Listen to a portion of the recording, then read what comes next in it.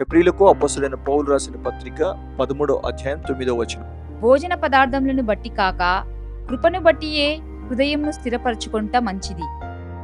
ఒకసారి ఏం జరిగిందంటే రాజు గారికి హంతకుడు దొరికాడు. వచ్చి చెప్పారు, అయ్యా నువ్వు ఇన్నాళ్ళ నుండి నేను చాలా ఇబ్బంది పెడుతుండగా నువ్వు ఎతుకుతున్నవాడు దొరికినాడు. నేను చాలా నీ సహనానికి చాలా వాడు పరీక్ష పెట్టాడు, నీ చాలా ఇబ్బంది పెట్టాడు, వాడు దొరికినాడే వాడు అని చెప్పాడు.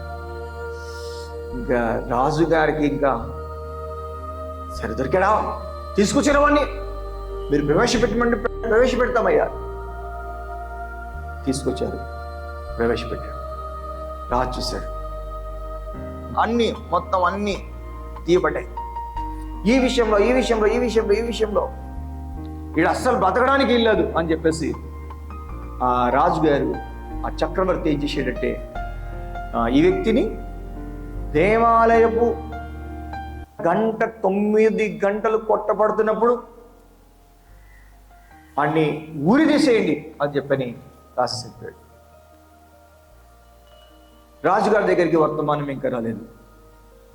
చాలా సమయం అయిపోయింది, ఏంటి ఎవరు రాలేదు, నేను వేసిన శిక్ష అమలు అయ్యిందని చెప్పి నాకు చెప్పాలి కదా, వచ్చి ఎవరు రాలేదు అని చెప్పి అనుకున్నాడు. సరే మీరు వెళ్ళి కనుక్కొని రాండ్రా, ఎందుకని ఎవరు రాలేదు నా దగ్గరికి అని చెప్పని ఒక మనిషిని పంపించాడు. ఆ మనిషి తిరిగి వచ్చి ఆ మనిషి అన్నాడు, అయ్యా ఆ శిక్ష అమలే కాలేదయ్యా. ఎందుకు కాలేదురా, రాజుని నేను చెప్తే ఆ శిక్ష అమలు కాకపోవడం ఏంటి,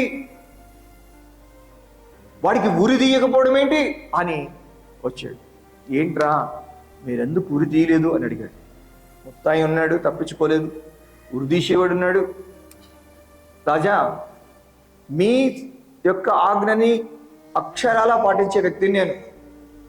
ఈరోజు దేవాలయపు గంటల్లో 8 గంటలే కొట్టబడినాయి, 9 గంటలు కొట్టబడలేదు రాజా. నేను అంత ఎదురు చూసినా కూడా 9 దాటింది, 10 దాటింది, 11 దాటింది, కానీ 9 గంట కొట్టబడలేదు రాజా. నేను ఎట్లా ఉరి తీయమంటారు చెప్పండి అన్నాడు. అదేంటరా అవునా అని చెప్పేసి, తప్పు నీలో కూడా లేదు అని, సరే పోదాం పదా అని దేవాలయం దగ్గరికి వెళ్ళాడు. దేవాలయం దగ్గరికి వెళ్తే ఆ దేవాలయం పైనుంచి రక్తం అట్లా కారుతూ అక్కడున్న వ్యక్తి అతను అడిగాడు, రే నువ్వు గంట కొట్టావా, గంట దగ్గర నుంచి రక్తం వస్తుంది ఏంటి అంటే, అవును రాజా నాకు కూడా అర్థం కాలేదు, గంట అయితే నేను కొడుతూనే ఉన్నాను రాజా, 9కి గంట కొట్టాను, నేను 10కి 11 కూడా గంట కొట్టాను అన్నాడు.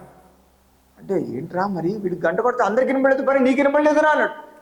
రాజా నాకు చూడు కదా రాజా,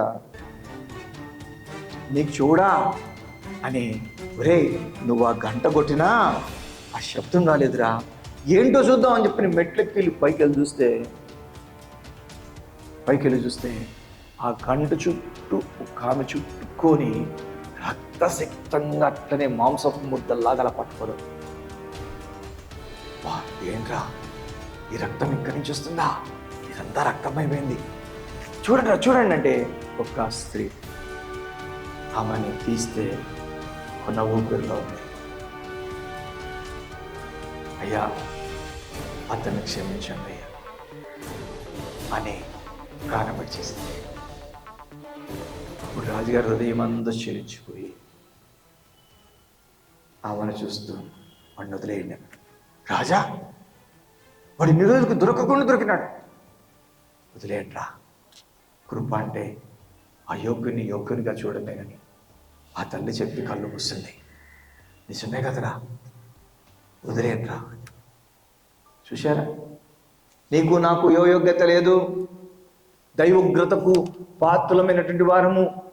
ఈనాటికి మన జీవితాల్లో నిజంగా కళ్ళు తెచ్చుకొని చూస్తే మనకు మనమే నచ్చని జీవితాలు మనవి. అట్లాంటి జీవితాల్లో ఉన్నటువంటి మన కొరకు ఆ యొక్క ఘోరమైనటువంటి హంతకుని కోసం చనిపోయిన ఆ తల్లిలాగా యేసుక్రీస్తు శిలువలో ప్రాణం పెట్టి మనకు కృపను తీసుకొని వచ్చాడు. ఇప్పుడు అయోగ్యులమైన మనము ఎలా ఎంచబడుతున్నాము, యోగ్యులుగా ఎంచబడుతున్నాము. అయోగ్యులమైన మనము యోగ్యులుగా ఎంచబడుతున్నాం. దానికి కారణం ఏంటంటే కృప. అందుకే మీరు ప్రార్థన చేయలేదు, మీరు అది చేయలేదు, మీరు ఇది చేయలేదు అని మీ సొంత శక్తిని బట్టి దేవుణ్ణి ఏదో సంతోష పెట్టే వాళ్ళలాగా మీరు ఉండకుండా, ఏ నరుడు దేవుణ్ణి ఏ విధంగా కానీ ఒప్పించలేడు. కాబట్టి ఒప్పించగలిగింది మీకోసం యేసు క్రీస్తే. కాబట్టి ఆ కృపను బట్టి మీ మనస్సుని స్థిరపరుచుకొని ముందుకు లేండి అని చెప్పాను. ఇలా అర్హత లేని నీకు అర్హత దొరికింది బ్రతకడానికి, అర్హత లేని నీకు అర్హత దొరికింది దేవుని రాజ్యానికి రావడానికి. మనస్సుని స్థిరపరచుకో అంటాడు, మనసుని స్థిరపరచుకో అంటాడు. కృప, ఆ కృపను కూడా పాడు చేసుకుంటే మనల్ని ఎవరు రక్షిస్తారు? అందుకే హెబ్రీయులతో అంటున్నాడు, మొదటి నుండి బలుల గురించి, మొదటి నుంచి గుడారం గురించి, మొదటి నుంచి ఎన్నో విషయాల గురించి మాట్లాడుతూ ఇవన్నీ మిమ్మల్ని స్థిరపరచలేదు, ఇవన్నీ కాదు, మీరు పొందిన కృప ద్వారానే మీరు దేవుని రాజ్యానికి వారసులు, దేవుని మేలులకు వారసులు అని చెప్పినాడు. కనుక కృప పొందిన మనము కృప లేని అన్యుల్లాగా మన జీవితాలు పాడు చేసుకోకూడదు. మొదటిది దేవుని కృప, రెండవది ఏంటిది చెప్పండి? బలిపీఠం. ఇందాకే చెప్పాను కదా,